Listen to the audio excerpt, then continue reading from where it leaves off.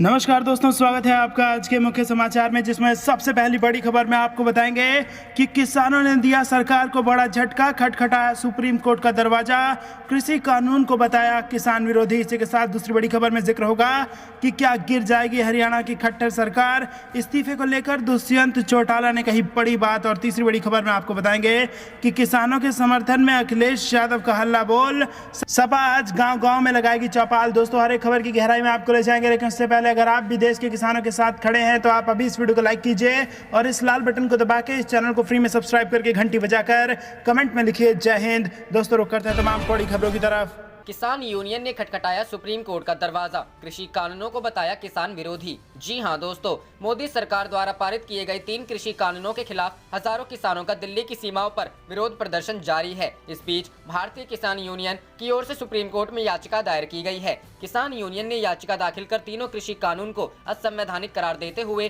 पहले से इस मामले में लंबित मामलों में दखल की गुहार लगाई है। अधिवक्ता एपी सिंह के माध्यम से दायर एक याचिका में भारतीय किसान यूनियन के गुट ने दावा किया कि कृषि कानून किसानों के हित में नहीं है, इसके बजाय यह केवल कॉर्पोरेट हितों की प्रमोट करने के लिए लाए गए हैं। याचिका में कहा गया है कि कृषि संबंधित तीनों कानून गैर संवैधानिक हैं और किसानों के खिलाफ है। इस कानून के बाद बाजार समिति खत्म हो जाएगी। याचिकाकर्ता ने अपनी याचिका में कहा है कि मौजूदा कानून के लागू होने के बाद किसान समुदाय के लिए ये भयंकर आपदा की तरह होगा, क्योंकि एक समानांतर बाजार तैयार होगा और उस पर कोई नियंत्रण नहीं होगा। इस तरह किसानों का शोषण होने वाला है। याचिका में आरोप लगाया गया है कि कृषि कानून कृषि उपज बाजार समिति प्रणाली को नष्ट कर देंगे, जो फसलों के लिए उचित मूल्य सुनिश्चित करने के लिए लाया गया है, और इसलिए ये कानून असंवैधानिक है। इससे पहले 26 नवंबर से दिल्ली की सीमाओं पर प्रदर्शन कर रहे किसानों को हटाने की मांग पर सुनवाई के दौरान प्रधान न्यायाधीश एस.ए. बोबड़े की अध्यक्षता वाली एक सुप्रीम कोर्ट की पीठ ने कहा था कि किसानों द्वारा आंदोलन जारी रखने की अनुमति दी जानी चाहिए। अदालत ने किसानों को हटाने पर हस्तक्षेप करने से इनकार करते हुए कहा था कि उन्हें विरोध करने का मौलिक अधिकार है। शीर्ष अदालत में लंबित मामलों में प्रतिवादी के रूप में 40 से अधिक किसान यूनियनों को आरोपी बनाया गया है, जिसमें कहा गया है कि प्रदर्शनकारी किसानों ने सड़कों को अवरुद्ध कर दिया है, जिससे यात्रियों का आवागमन बाधित हो रहा है। हालांकि शीर्ष अदालत ने सुनवाई के दौरान यह भी स्पष्ट किया कि किसानों को उनके विरोध का अधिकार जरूर है, मगर इसका अन्य लोगों पर प्रभाव नहीं पड़ना चाहिए। रुख करते हैं अगली खबर की तरफ। क्या गिर जाएगी हरियाणा की खट्टर सरकार, इस्तीफे को लेकर दुष्यंत चौटाला ने कही ये बड़ी बात। जी हां दोस्तों, देश में केंद्र के नए कृषि कानूनों के खिलाफ पिछले 1 महीने से किसानों का आंदोलन जारी है। किसान कई बार हरियाणा के उप मुख्यमंत्री और जननायक जनता पार्टी के अध्यक्ष दुष्यंत चौटाला पर इस्तीफा देने का दबाव बना चुके हैं। इस बीच अब दुष्यंत चौटाला ने अपने इस्तीफे को लेकर बड़ी बात कही है। दुष्यंत चौटाला ने कहा कि जिस दिन उन्हें लगेगा कि वह हरियाणा में न्यूनतम समर्थन मूल्य सुनिश्चित करने में अक्षम है, उस दिन पद से इस्तीफा दे देंगे। राज्य में खट्टर सरकार जजपा के समर्थन में चल रही है। दुष्यंत चौटाला ने कहा कि केंद्र के नए कृषि कानूनों में कई संशोधनों की जरूरत है। उन्होंने प्रदर्शन कर रहे किसानों से ठोस सुझाव देने का अनुरोध किया। उप मुख्यमंत्री ने कहा, मेरा मानना है कि कानूनों में कई संशोधन होने चाहिए। इस पर हमने केंद्र सरकार को पहले कई सुझाव दिए हैं और वे भी कई सुझावों पर सहमत थे। मेरे ख्याल से केंद्र सरकार उन संशोधनों को शामिल करने के लिए तैयार है। उप मुख्यमंत्री ने कहा कि अगर किसानों को लगता है तो कानूनों में और संशोधन या बदलावों की जरूरत है तो मैं मध्यस्थता करने को इच्छुक हूं। अगर केंद्र सरकार मुझे उन संशोधनों परिवर्तनों पर मध्यस्थता करने की जिम्मेदारी सौंपती है जो शामिल नहीं किए जा रहे हैं, मैं तैयार हूं। एक सवाल के जवाब में चौटाला ने कहा कि केंद्र सरकार बार बार किसान संघों को बातचीत के लिए आमंत्रित कर रही है और अपनी मांग के संबंध में ठोस सुझाव देने की जिम्मेदारी इन संघों की है। रुख करते हैं अगली खबर की तरफ। किसानों के समर्थन में अखिलेश का हल्ला बोल, सपा आज गांव-गांव में लगाएगी चौपाल। जी हां दोस्तों, कृषि कानूनों को लेकर किसानों की सबसे ज्यादा नाराजगी भले ही हरियाणा और पंजाब में देखने को मिल रही हो, लेकिन यूपी के किसानों में भी गुस्सा कम नहीं है। यही वजह है कि समाजवादी पार्टी के अध्यक्ष अखिलेश यादव उत्तर प्रदेश में अपनी सियासी जमीन मजबूत करने के लिए किसानों के मुद्दे पर बीजेपी के खिलाफ सोशल मीडिया से लेकर सड़क तक मोर्चा खोले हुए हैं। कृषि कानून के विरोध में सपा कार्यकर्ता शुक्रवार को यूपी के सभी गाँव में चौपाल लगाकर किसानों के साथ बातचीत करेंगे। सपा अध्यक्ष अखिलेश यादव ने कहा है कि किसानों के साथ बीजेपी राज्य में सबसे ज्यादा अन्याय हुआ है। सपा सूबे भर में कृषि कानूनों को खिलाफ गांव-गांव किसान घेरा कार्यक्रम करेगी। समाजवादी पार्टी किसानों की अपनी पार्टी है, ऐसे में किसानों के संघर्ष में हम उनके साथ हैं। सपा किसान घेरा कार्यक्रम के जरिए किसानों तक अपना समर्थन पहुंचाने के साथ सपा सरकार की किसान कल्याणकारी योजनाओं की भी जानकारी देगी। अलाव के साथ बातचीत। किसान घेरा कार्यक्रम में समाजवादी पार्टी के प्रमुख नेता गांव में घेरा बनाकर अलाव के साथ चौपाल में किसानों से बातचीत करेंगे, उनकी समस्याओं पर चर्चा करेंगे और उनके संघर्ष में सहयोगी होने का भरोसा दिलाएंगे। सपा ने इस कार्यक्रम के लिए अपने 132 बड़े नेताओं और पदाधिकारियों को एक एक गाँव में चौपाल लगाने की जिम्मेदारी सौंपी है। रुख करते हैं अगली खबर की तरफ। हाई कोर्ट ने कहा, योगी आदित्यनाथ ने यूपी को जंगल राज में बदल दिया है, ऐसा ट्वीट करना कोई अपराध नहीं, एफआईआर खारिज। जी हां दोस्तों, उत्तर प्रदेश की योगी आदित्यनाथ सरकार पर लगातार आलोचकों पर दबाव बनाने के आरोप लगते रहे हैं। हालांकि इस बार इलाहाबाद हाई कोर्ट ने यूपी सरकार की आलोचना से जुड़े एक मामले में आरोपी को राहत देते हुए अहम फैसला सुनाया। दरअसल यशवंत सिंह नाम से एक व्यक्ति पर आरोप था कि उसने कुछ समय पहले ट्वीट में कहा था कि यूपी के मुख्यमंत्री योगी आदित्यनाथ ने राज्य को ऐसे जंगल राज में बदल दिया है जहां कोई कानून व्यवस्था नहीं है। इसी को लेकर पुलिस ने उस पर एफआईआर दर्ज की थी। हालांकि कोर्ट ने मामले की सुनवाई के दौरान कहा कि कानून व्यवस्था के हालात पर मतभेद प्रकट करना भारत जैसे संवैधानिक लोकतंत्र की पहचान है। जस्टिस पंकज नकवी और जस्टिस विवेक अग्रवाल ने एफआईआर रद्द करते हुए कहा कि अभिव्यक्ति की आजादी हमारे संविधान के अनुच्छेद 19 के तहत सुरक्षित है। बताया गया है कि पुलिस ने यशवंत पर आईटी एक्ट के सेक्शन 66D कंप्यूटर का इस्तेमाल कर धोखाधड़ी और आईपीसी की धारा 500 मानहानि के तहत केस दर्ज किया था। यह एफआईआर 2 अगस्त को कानपुर देहात के भोगनीपुर पुलिस स्टेशन में दर्ज हुई थी। इसमें पुलिस ने आरोप लगाता था कि सिंह ने अपने ट्वीट में अपहरण, हत्या और फिरौती से जुड़ी कई घटनाओं का जिक्र किया था। हालांकि इलाहाबाद हाईकोर्ट ने इस मामले में फैसला सुनाते हुए कहा कि आरोपी के खिलाफ इस्तेमाल की गई धाराओं के तहत अपराध का कोई मामला नहीं बनता, इसलिए केस को रद्द किया जाता है। सिंह के वकील धर्मेंद्र सिंह ने भी कोर्ट से कहा कि राज्य के मामलों में टिप्पणी करना किसी भी व्यक्ति के संवैधानिक अधिकारों का हिस्सा है, सिर्फ मतभेद अपराध तो नहीं हो सकता। एफआईआर दुर्भावना के चलते दर्ज की गई ताकि याचिकाकर्ता को राज्य सरकार के खिलाफ मतभेद की अभिव्यक्ति जाहिर करने से रोका जा सके।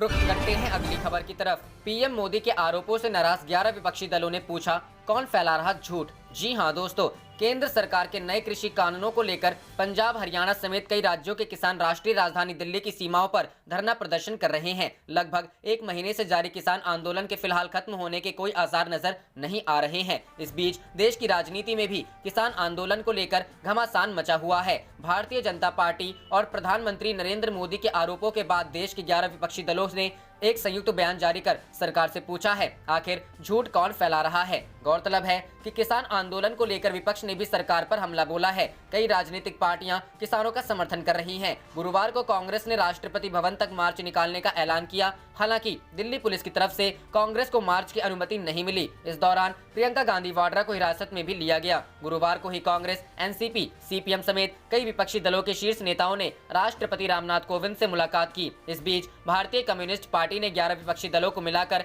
एक ज्वाइंट स्टेटमेंट जारी किया है। अपने बयान में विपक्ष ने कहा कि केंद्र सरकार को नए कृषि कानून रद्द कर देने चाहिए और उनके खिलाफ निराधार आरोप लगाना बंद कर देना चाहिए। ज्वाइंट स्टेटमेंट जारी करने वाले राजनीतिक दलों में कांग्रेस, राकांपा, द्रमुक, राजद, सपा, माकपा, भाकपा माले, एआईबीएफ, आरएसपी और पीएजीडी शामिल हैं। बयान में कहा गया है, प्रधानमंत्री निराधार आरोप लगाना बंद करें।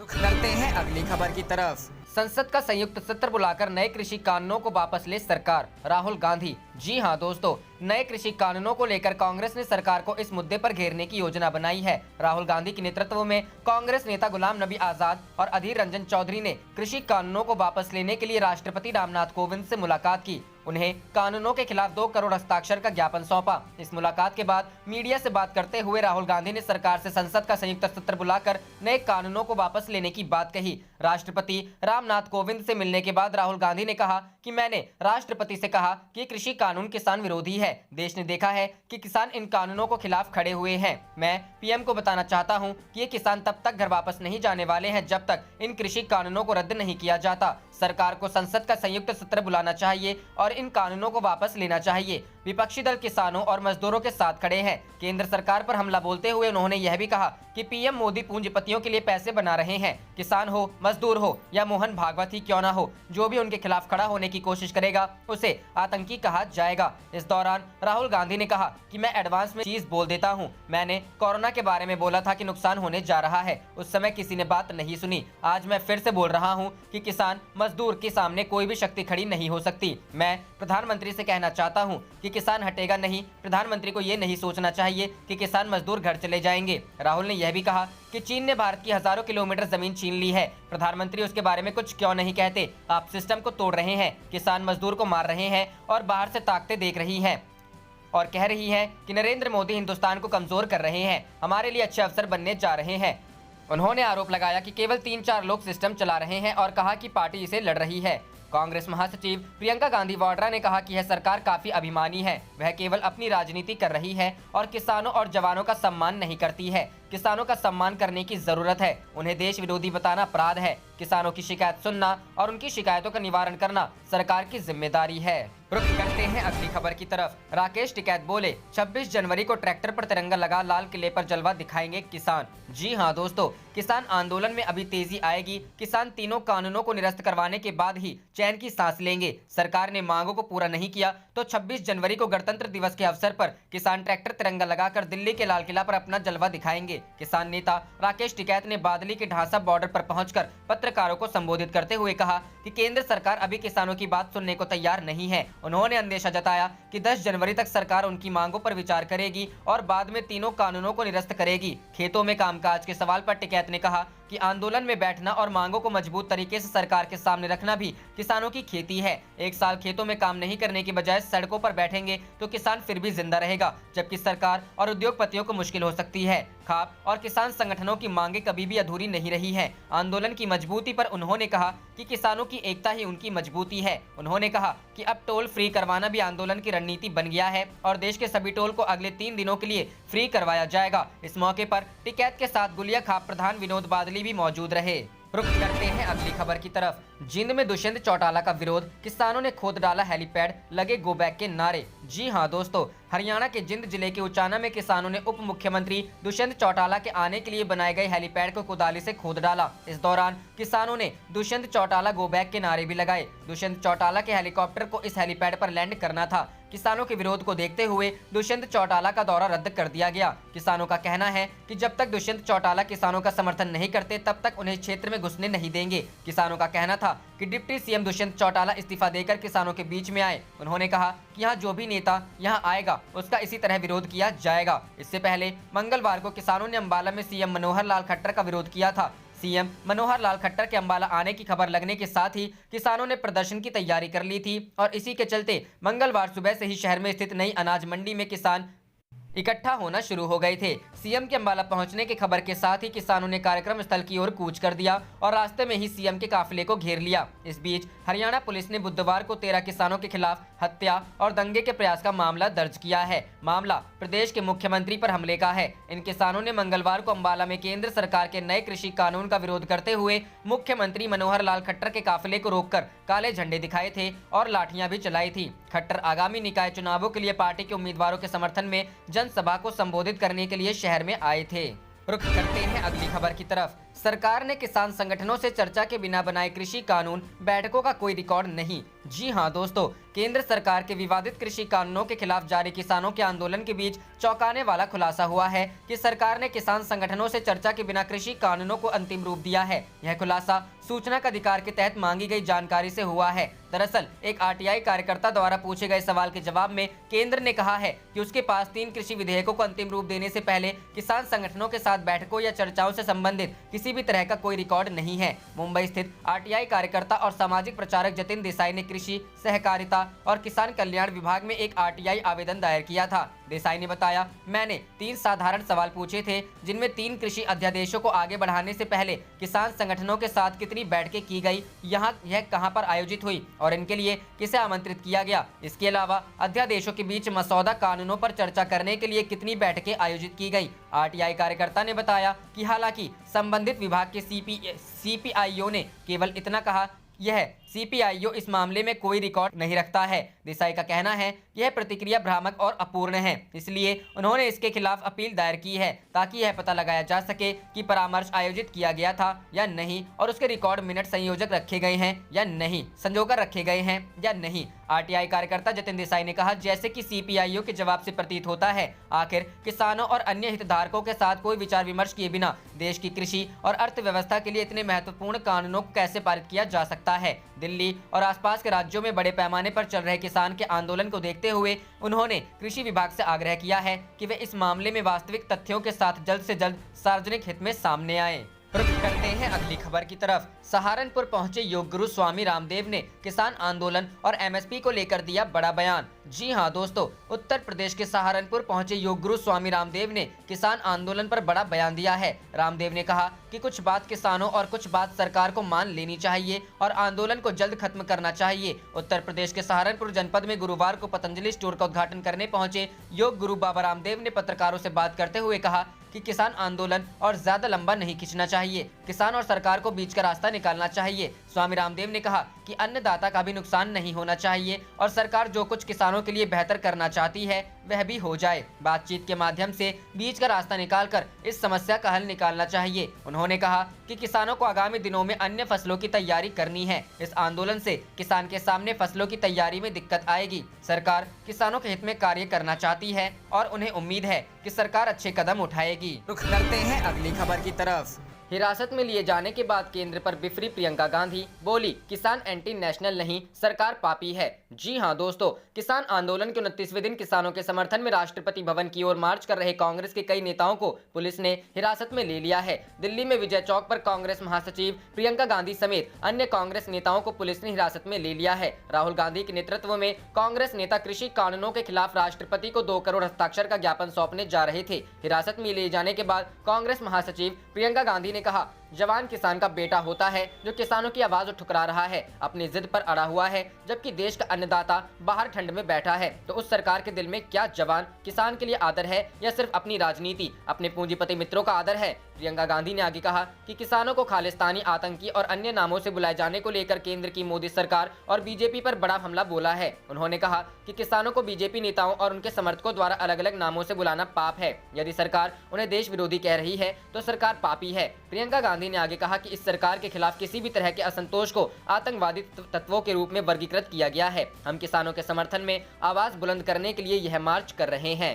रुख करते हैं अगली खबर की तरफ। राहुल की अगुवाई में राष्ट्रपति से मिला कांग्रेस का प्रतिनिधि मंडल, कृषि कानूनों को वापस लेने की मांग। जी हां दोस्तों, कांग्रेस के पूर्व अध्यक्ष राहुल गांधी की अगुवाई में पार्टी के एक प्रतिनिधि मंडल ने बृहस्पतिवार को राष्ट्रपति रामनाथ कोविंद से मुलाकात की और केंद्रीय कृषि कानूनों को वापस लेने की मांग की। राष्ट्रपति से मुलाकात के बाद राहुल गांधी ने कहा कि सरकार को संसद का संयुक्त सत्र बुलाना चाहिए और इन कानूनों को वापस लेना चाहिए। उन्होंने संवाददाताओं से कहा, राष्ट्रपति से हमने कहा कि ये कानून किसान विरोधी है और इससे मजदूरों और किसानों का बहुत नुकसान होने जा रहा है तथा किसान इन कानूनों के खिलाफ खड़ा है। गांधी ने कहा, प्रधानमंत्री को यह नहीं सोचना चाहिए कि ये मजदूर और किसान वापस चले जाएंगे। जब तक ये कानून वापस नहीं लिए जाते तब तक ये किसान पीछे नहीं हटेंगे। उन्होंने कहा, संयुक्त सत्र बुलाइए और कानूनों को वापस लीजिए। कांग्रेस नेता ने दावा किया कि अगर प्रधानमंत्री ने कानून वापस नहीं लिए तो सिर्फ भाजपा और आरएसएस को नहीं बल्कि देश को नुकसान होने जा रहा है। उन्होंने कहा कि 2 करोड़ हस्ताक्षरों के साथ राष्ट्रपति को ज्ञापन दिया गया है। रुख करते हैं अगली खबर की तरफ। मनोहर लाल खट्टर का काफिला रोकने पर 13 किसानों पर मुकदमा,